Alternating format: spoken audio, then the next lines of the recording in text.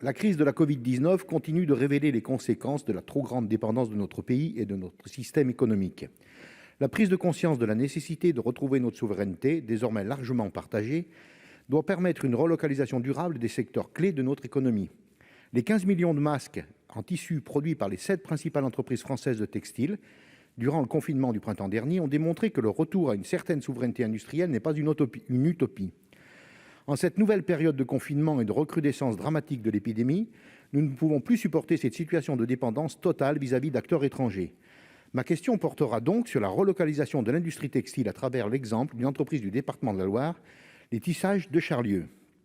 Cette entreprise a pleinement participé à l'effort national durant cette crise sanitaire. Les 70 employés de la société ont prouvé la capacité de production et d'adaptation à la demande de l'industrie textile française.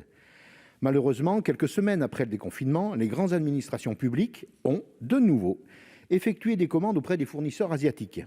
Aujourd'hui, les Tissages de Charlieu souhaitent lutter contre cette fatalité en devenant un acteur de la relocalisation de cette filière. Ainsi, à l'initiative du directeur de la société, M. Éric Boel, un dossier d'investissement ambitieux a été déposé le 14 octobre dernier sur la plateforme du plan de relance. Leur projet est de relocaliser dans la commune de Charlieu la fabrication de 12 millions de sacs de caisse compétitifs par rapport à la production asiatique, en économisant 4 kg de CO2 par sac et en créant 46 nouveaux emplois. Ce plan d'investissement permettra de doubler la taille de l'entreprise en seulement 2 années. Alors que 95% de nos produits textiles sont importés et qu'une grande enseigne de la distribution utilise dorénavant des sacs en toile de jute produits en Inde, il convient de rappeler que la première mesure écologique et de bon sens est de produire en France. Sur ce projet, chaque emploi relocalisé générera plus de 1000 tonnes d'économie de CO2.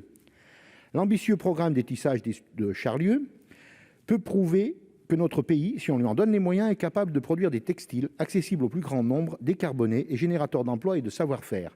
Aussi, Madame la Ministre, je souhaiterais connaître les intentions du gouvernement sur la relocalisation de l'industrie textile. Quelles consignes ont été passées concrètement aux administrations publiques, notamment l'Éducation nationale, pour les commandes publiques ?